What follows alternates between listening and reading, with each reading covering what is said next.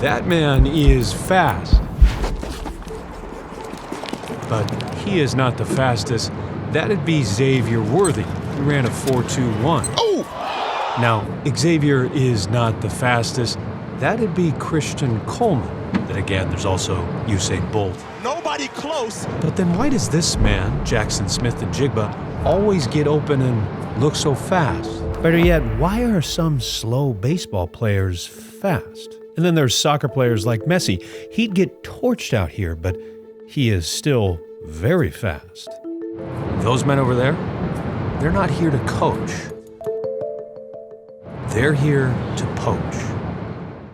And there's one of our target creatures, the cheetah. Eyeing its prey, it makes its stealthy approach. If you've ever watched a cheetah hunt, it's a bit of a letdown. The attack begins. I have not pulled up to the Serengeti, but I have pulled up Animal Planet. And its pace keeps increasing. Now, the speed of a cheetah is well known. If I ask my 3-year-old niece what the fastest animal is, she will know the answer. But she's wrong. Yet it was a pitiful attempt at a catch. And if my brother allowed her to watch this, she would quickly realize that 6 or 7 out of every 10 times, a much slower gazelle bounces around, eventually outwitting a cat that can run 75 miles an hour. Speed kills, but 30 to 40% of the time. Then there's the 10% of the time that the lions steal the kill. The cheetahs didn't even try to put up a fight. That doesn't have anything to do with speed, but it's funny. Lions are dickheads. If we move to a more scientific way of examining speed, the OG route was Newtonian. The belief was that time and space were absolute. Speeds can simply be added together. For example, if I run 10 miles an hour on a train that is moving 100 miles an hour, the total speed is simple, 110 miles an hour. As Einstein would teach us, though, that's not quite how it works. And Einstein knew ball. Speed needs context. This equation here is simple, straightforward. Speed equals distance over time, but it's bullshit. I show Speed claimed to have run a 4.4. He did not run a 4.4. Your buddy probably thinks he can run a 4.9. He can't run a 4.9. 609. Take your time. The gallery all still hand times 40s. There are GPS chips in the player's clothes and lasers for timing. They don't need to hand time 40s. A tenth of a second is also not a tenth of a second. If a lineman is 1/10 of a second slower than another lineman, it looks like this. If a receiver is 1/10 of a second slower than another receiver, it looks like this. The gap between a 4.3 and 4.4 is significantly more, which is separation for a receiver. Daylight, 6. The poachers, they know this, and they want it. This is more than just entertainment. Nothing correlates more with draft position for a wide receiver than the 40-yard dash.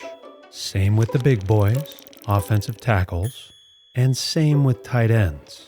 Running a fast 40 will probably get you paid. 40 isn't just the premier event at the NFL Combine. It is your first reference, it's your college, it's your last employer, the most important section on your resume. It's also kind of bullshit. We know that doing well in the 40 helps you get drafted, but when it came to production, the least correlated event for receivers was the 40-yard dash. Of the 6 events at the Combine, it was dead last for wide receivers. Maybe this all has to do with the self-anointed but properly named cheetah. Tyreek Hill on kill! The number 1 player in the NFL just a few years ago. He is fast, but then again, so was Xavier Worthy, and he's been okay. Despite being drafted in the first round, his sophomore slump has hit for real. One lonely touchdown for a man who ran this stretch of the Combine faster than anyone on the planet ever. Why can't Xavier find separation, especially with a Hall of Famer? You're probably thinking of that kid by now. You know, the one that was track fast. That kid was a teammate of mine, 6 foot, 200-pounder, fastest kid on our team, state finalist in the 100-meter dash, 1,000-pound club in the weight room. But you already know where this is going. I'll finish it anyways. He embarrassed people. Well, himself.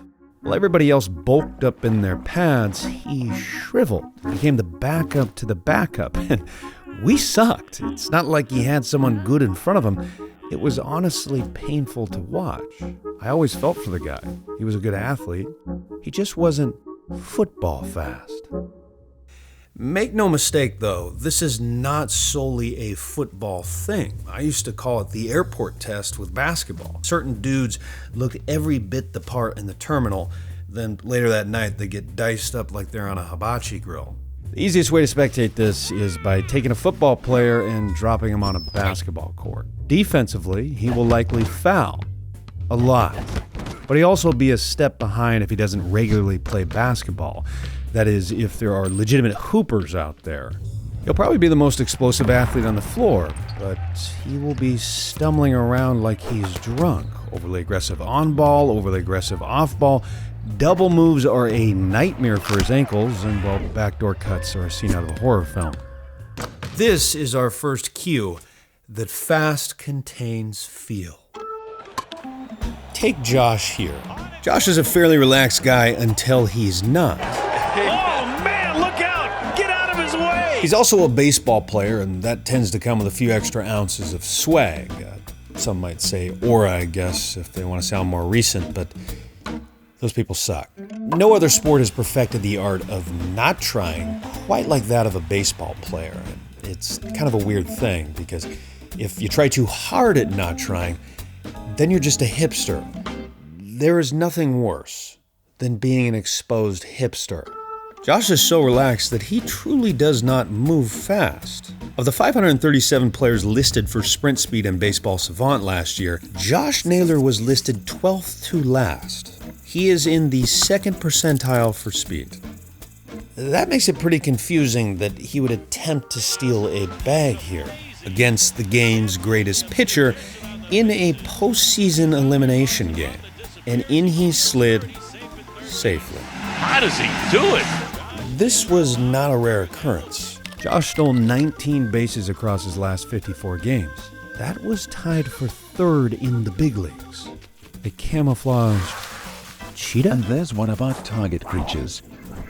Josh is slow, but Josh is also fast. How does he do it? I think the easy answer here is he's just a high IQ guy, but look at the 11 players that were slower than him. 7 of them were catchers. They kind of have to be high IQ guys. This is one of the major mistakes we make as sports fans. Feel is not IQ. Knowing the rules is high IQ. And he's out. Feel? That's something else. Let's say we have a receiver who's in the 56th percentile for the 40-yard dash. Not great, but let's look at his 10-yard split. He's even worse there, 38th percentile. Okay, not great top end or acceleration, but as you know, football fast is also agility. It's coordination. Well, that's even worse for our guy here. He's in the 36th percentile for the shuttle and 16th percentile for the 3-cone drill. Not spectacular, at least compared to the other draft prospects. He had 625 yards and 5 touchdowns in his senior year. This is that player. This play was one of the fastest speeds we saw all year. Puka Nacua turns on the afterburners. Puka would go on to break several rookie records, and if you and I are being honest, we would not have drafted the guy. I mean, even if you served a 2-year mission trip in Samoa for the LDS Church, you would not have picked him. There's close to nothing that stood out about Puka Nacua. In defense of our poachers, one team did draft him. It did take until the 5th round, but one team saw him as a different type of fast. The Scouts' golden goose, football fast. He's got it! But there's a weirdness here. Let's take a look at something else here from the Combine. This drill is called the Gauntlet. It's pretty straightforward. Run straight and catch footballs. And here is Puka running the fastest time. To recap, he was not fast in the 40, he was slow in the shuttle, and he was horrendous in the 3-cone drill. But he was the fastest at a drill that involved sprinting and catching footballs? This is not a miracle out of the Book of Mormon. There's something very real happening here, something that applies to all sports. To visualize this type of speed, we need to slow him down. Let's look at this play here with Puka and try to break it down into different moments. Look right pre-snap to read the initial coverage. Play begins. Puka wheels into this route. Branch is doing his job here. He is maintaining outside leverage in the zone. Puka feels this and finds the thread. Now he's going to read the next 2 defenders. He's going to look up top and inside. From a route perspective, he needs to get enough depth here to run past the linebacker, but stay shallow enough to stay in front of the safety. He takes 4 steps, plants, eyes go to the linebacker. There's enough depth now. So he'll cut this route inside a little bit more. Borderline hospital ball is inbound. Puka needs to lock in on the ball, jump, and importantly, pull the ball in quickly to avoid the other linebacker from dislodging it. Let's just boil this down to 3 primary decisions. Each of these decisions requires cognitive processing. If Puka were an average of 50 milliseconds slower per decision, he'd be 0.15 seconds slower on this route. That can amount to a full step, and that is where an athlete finds fast. Processing speed is even more evident on the other side of the ball.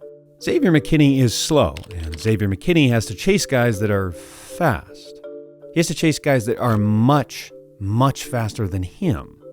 Safety is clearly a position where you can find fast, though, if you can process.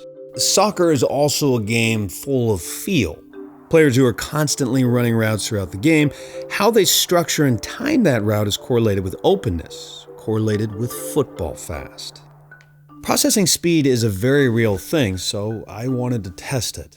But real quick. In a world where you need to find the best ticket deals, SeatGeek is there for you. I am super stoked for baseball season here in Seattle, and I feel like it's more important than ever to get out of the house, find live events. That's where SeatGeek can help. There are over 70,000 live events listed on SeatGeek, whether it's sports, concerts, festivals. You can find pretty much everything on here. The app is super easy to use. I can look same day. This is actually opening day. Sort by price, cheap seats, $56, easy. And of course, they let me hook you guys up with a code. You can use code Michael10 for 10% off your next set of tickets with SeatGeek. That's promo code Michael10 for 10% off any tickets with SeatGeek. Make sure to click the link down in the description so you can download the app and have the code automatically added to your account so you can use it later. Thank you to SeatGeek. S2 Cognition isolates various fragments of our cognition. I took the test, and it was unlike anything I'd ever done before. You can't really cheat the drill. In the tracking capacity section, the goal is to track as many moving objects as possible despite the noise. The normal human being can track about 3.5 moving objects at a time. But S2's founder Brandon Alley told me some are able to track 8 to 9. In a different cognitive lane, there are some baseball players who are fast stoppers and thus have better control of the plate. Track is predetermined, just run your race. It's a closed skill. Every other major sport is far from this. They are dynamic. It isn't just about running your race, it's reacting to your opponent. This introduces cognition to our equation. Now, feel is far from the only added variable here. There's something else we tend to discount when it comes to speed, and for that, we need to look at players who dance. One cannot rush a dance. Similarly, one cannot try to dance. Too much discipline, you're stiff. You risk rigidity, predictability, but you can't be out there without a purpose, too free-flowing, and you look like you're on drugs. There is a rhythm. The best dancers ride that rhythm in a way that balances the two. They are unpredictable, but they are always in rhythm. If you look into the average speed rankings, deep down on the list you will find Kyrie Irving, 277th of 284. But slow can be smooth, and smooth is fast.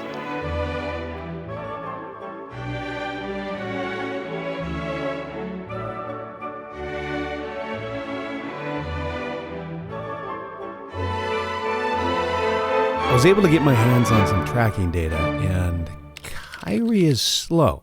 He's in the 96th percentile for percentage of time playing slow. That would mean he's in the 4th percentile for percentage of time playing fast. His max speed? It's slow. He's in the 72nd percentile for that. The literal description of this play would be Kyrie runs by a defender in transition for a layup. Running away implies speed, but as we just discovered, Kyrie shouldn't be running away from people, at least comparatively. He is not significantly faster or quicker than opposing guards.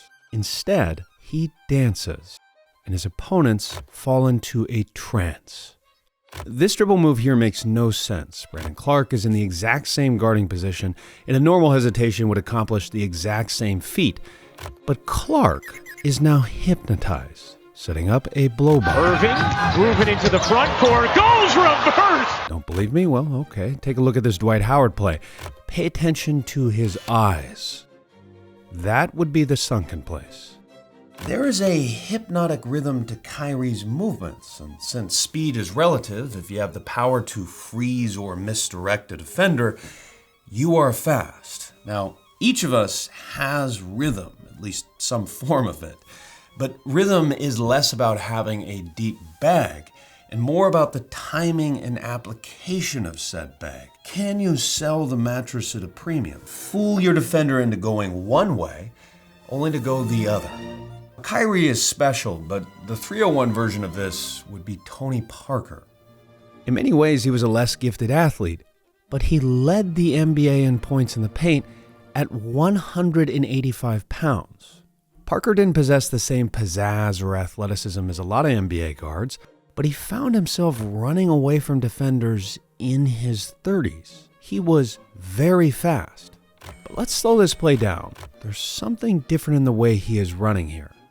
It's actually easier if we watch JSN here, another slow receiver.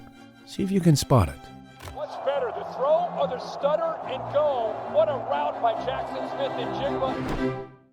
He's not running straight. Here comes Felix. Allison Felix and Shalonda. There is nothing more fascinating than a foot race. Nothing has really ever touched the nerves I felt before running a sprint. When you're running track, you're all alone. There's no hiding. And there's also nothing more neurologically demanding than operating at maximum velocity. But one of the major misconceptions is thinking all sprints are the same. Linear speed would be sprinting in a straight line. Of course, as the public knows, that's not how most sports work. One soccer study looked at English Premier League players, removing cutting or change of direction movements, and fixated in on pure sprinting movements. It found that 85% of sprints were curvilinear. When sprinting, the vast majority of the time, a player is at a bend. If someone performed a similar study using tracking data with basketball or American football, it's likely we would see similar results. JSN here is at an angle in seemingly every highlight, and the data seems to back up the eye test here.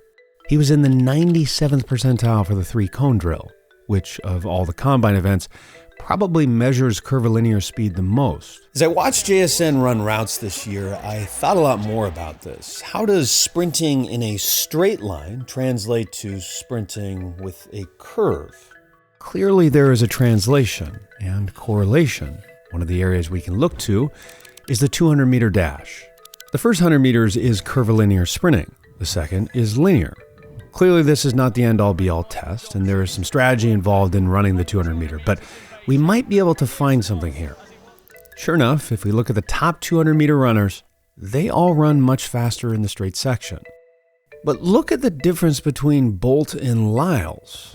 Noah Lyles was faster than Usain Bolt in the second 100 meters.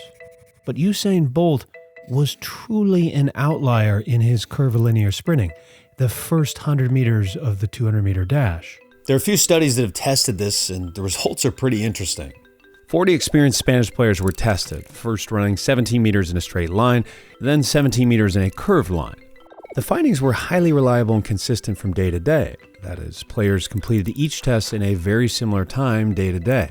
However, the correlation between linear and curved sprinting was only 0.35. If you were fast in a straight line, that did not necessarily mean that you were relatively fast on the curve. Perhaps even more interesting, 27 of the 40 players were faster on the curved portion rather than the linear. Now, this is counterintuitive. I mean, there's no reason why an athlete should be faster on a curve than in a straight line.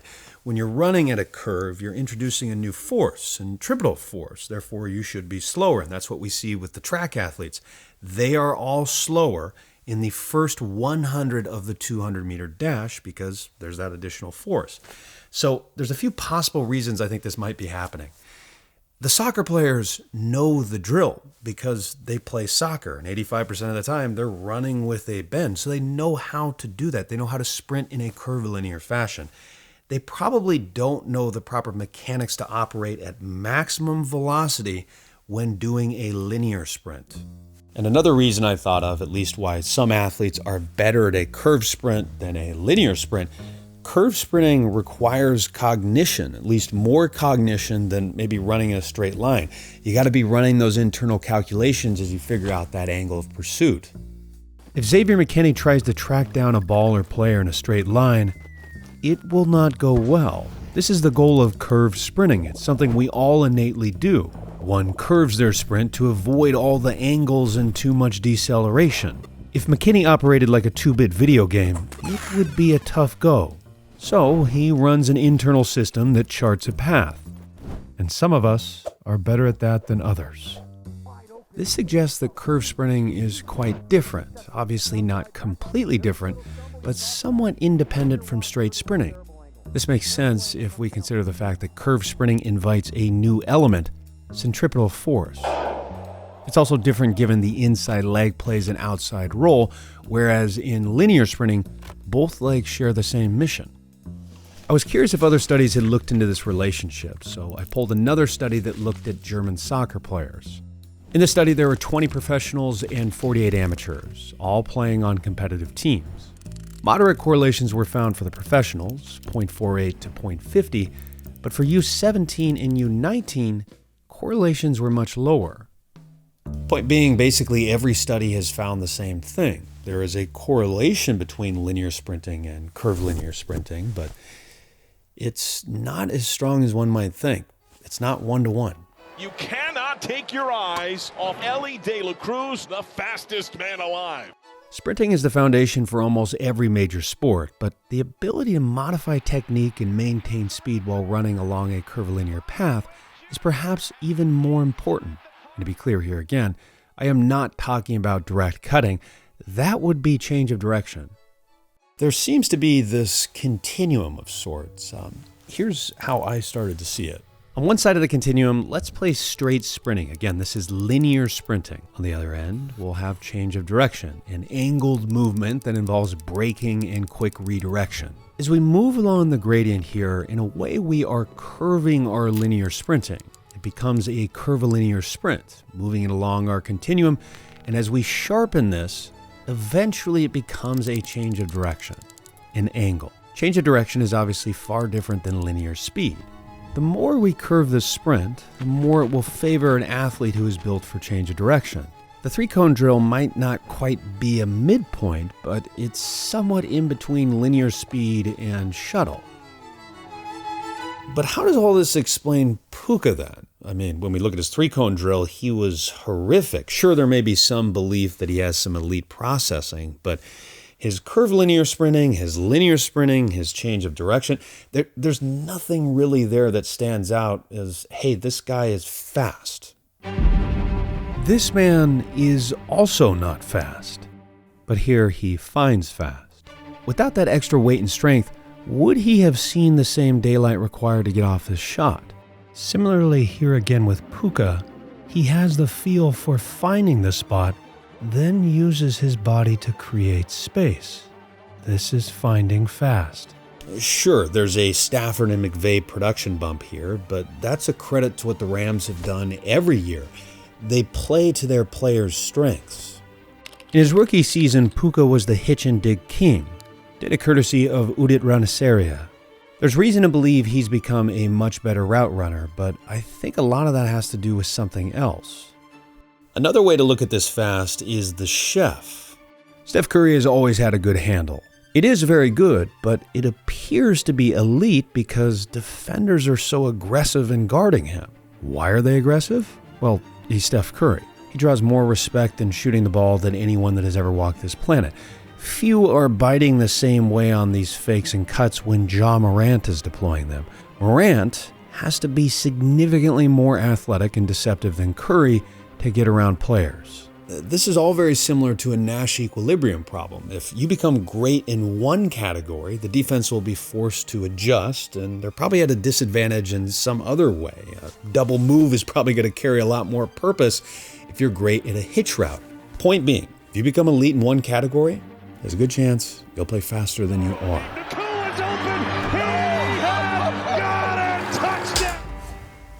By now, it is hopefully apparent that we don't really know what fast is. I mean, if we did, then we could predict it, but we can't. Even if we had a perfectly preserved cadaver just lying on the table for us, we could maybe infer a little bit about the hardware. We could see what type of muscle they had, the limbs, the body fat, but we wouldn't have any idea what kind of software was running. And that becomes even more apparent when you watch somebody play a dynamic game, such as sports. The cheetah is an evolutionary masterpiece, engineered for speed. But in a simple game of chase, it will often lose to a faster gazelle. Hope you enjoyed this video. Make sure to subscribe if you haven't, and take care.